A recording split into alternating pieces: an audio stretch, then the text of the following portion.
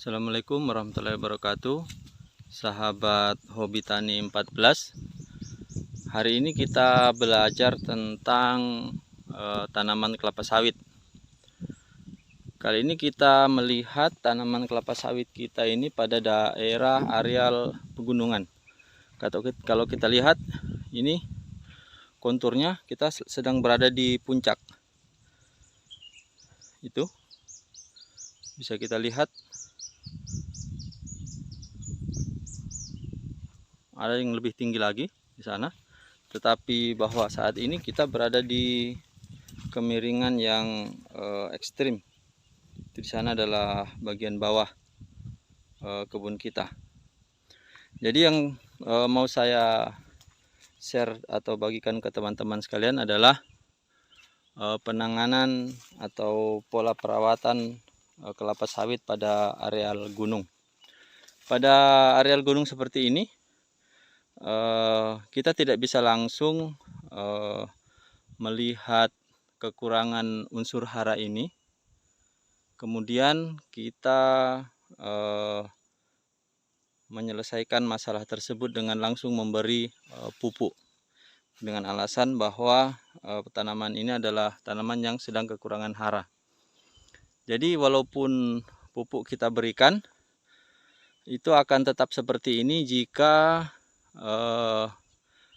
masalah utamanya juga tidak kita selesaikan. Masalah utamanya ini adalah kontur dan media tanah yang bermasalah. Kalau kita lihat, bermasalahnya media tanah ini disebabkan karena kontur yang lumayan terjal. Jadi solusinya apa, sahabat hobi tani 14? Solusinya kita harus melakukan penanganan teknis untuk kontur. Jadi kita harus buatkan tapak kuda. Ini sudah ada tapak kudanya, cuman masih kecil dan kurang menjorok masuk ke dalam. Jadi kalau ada limpasan air dari atas sana, kemudian mengalir ke sini, itu airnya masih cenderung mengalir ke sana, ke daerah bawah. Jadi model tapak kuda itu, sahabat hobi tani 14, itu harus bagian dalam pokok kelapa sawit, sisi dalam yang berbatasan dengan tebing kontur tanah kita, itu harus miring ke dalam dia. Fungsinya apa, sahabat hobi tani 14? Fungsinya agar kalau ada aliran air dari atas, dia masih bisa tergenang di sekitar pokok dan ada kesempatan untuk airnya meresap ke dalam tanah. Jika tidak seperti itu, maka otomatis tanaman yang berada di areal gunung yang di atas ini akan terus kekurangan air. Jadi kayak seperti ini masih cenderung kurang menjorok ke dalam. Ini masih dia masih agak miring, jadi perlu diperbaiki tapak kudanya.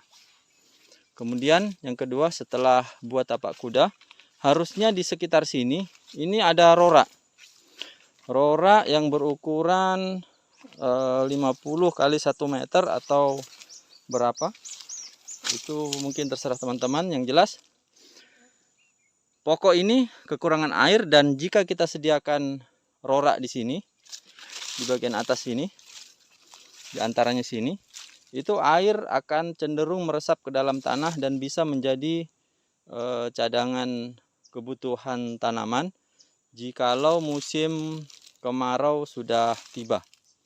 Seperti ini. Kemudian kita usahakan rora ini adalah rora yang berfungsi untuk tanaman ini dan tanaman sebelahnya. Jadi kita buat di tengah supaya berfungsi dua-duanya. Seperti ini, sahabat hobi tani. Ini apa?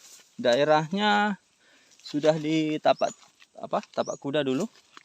Cuman kalau kita lihat seperti ini, sahabat hobi tani, ini masih kurang menjorok masuk ke dalam.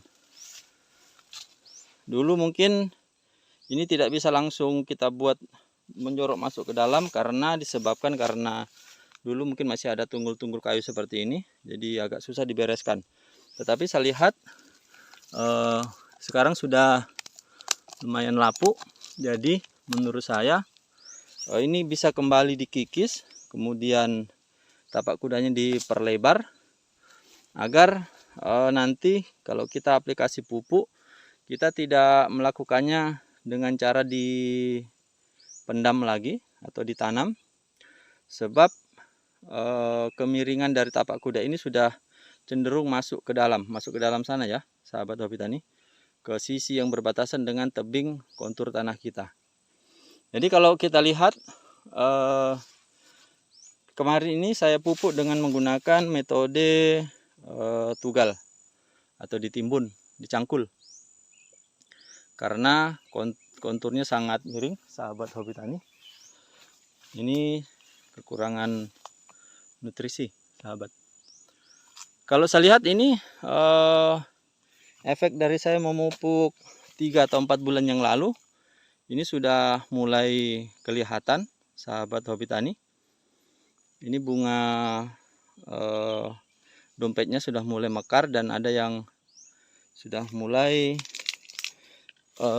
pengisian buah seperti ini. Dan ini yang ada yang sudah masak juga.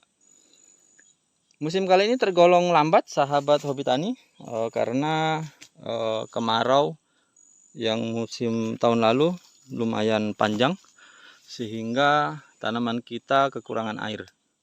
Ini efeknya. Jadi panen periode ini akan cenderung lebih lambat. Tapi mudah-mudahan tetap panen. Ini sahabat hobi tani, sawit kami, konturnya lumayan miring. Jadi penanganan apapun yang kita lakukan, treatment apapun, jika kita tidak membenahi teknis kontur tanaman kelapa sawit kita, dalam artian kita buat tapak kuda atau teras individu, itu akan sulit kita tangani dan pupuk pun akan tercuci, mudah hanyut. Dan misalnya seperti ini, kita harusnya nanti buat roraknya ini di tengah-tengah sini juga bisa, atau kalau memang ada dana dan kesempatan, kita buat roraknya satu pohon ini 2. Jadi dekat ini kan pohon, kemudian si samping kiri dengan samping kanannya. Kalau keadaan seperti ini, kita roraknya jangan terlalu lebar, tetapi kita memanjang karena kontur kita miring. Jadi dibuat semacam parit tapi agak panjang dia. Memang agak lama dan agak berat sahabat hobi tani 14, tapi ini tidak ada pilihan lain karena ini konsekuensi dari kita memiliki lahan yang berbukit seperti ini. Oke, mungkin cukup sekian sahabat hobi tani 14. Mudah-mudahan ini bermanfaat. Kita hanya sekedar berbagi pengalaman. Lebih kurangnya mohon dimaafkan. Saya akhiri. Assalamualaikum warahmatullahi wabarakatuh.